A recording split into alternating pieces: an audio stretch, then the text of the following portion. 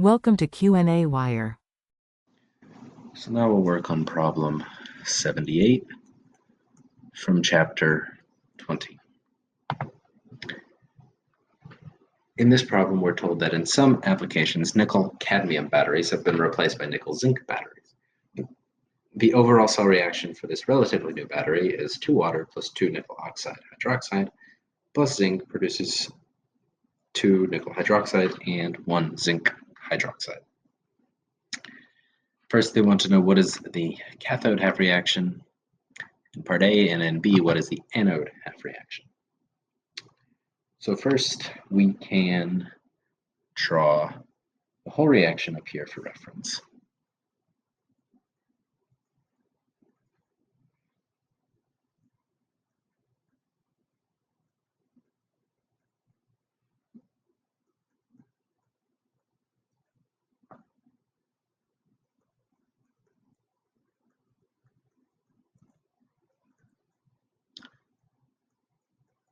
So now we need to determine first for the cathode half reaction what is being reduced. So we can see here that zinc has an oxidation state of 0 and changes to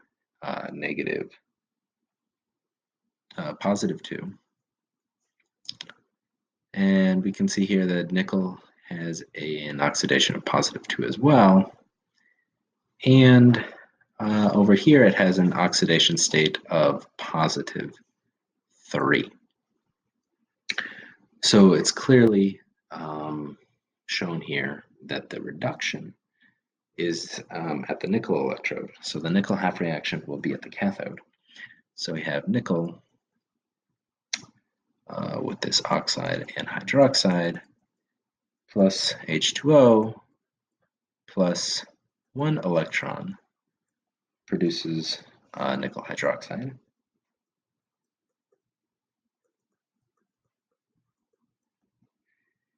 And a hydroxide anion.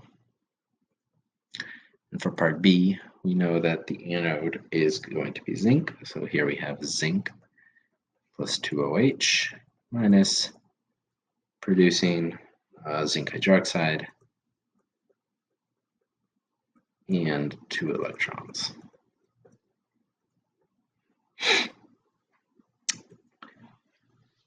So in part C of this reaction, they tell us a single nickel-cadmium cell has a voltage of 1.30 volts.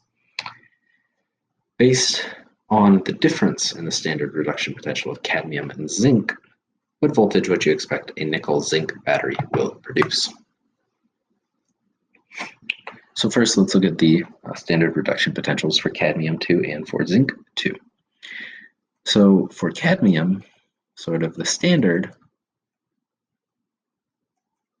we have negative 0.40 volts, and for zinc 2 plus, we have negative 0.76. So for this nickel-zinc battery, we would expect, since the zinc is undergoing oxidation, we're going to be subtracting this reduction potential. It's going to be the second term in the standard EMF calculation. So we expect that the reduction potential, or the EMF, should be about 0.36 volts higher. So instead of about 1.3 for the nickel-cadmium, it should be about 1.66 volts for this nickel-zinc battery.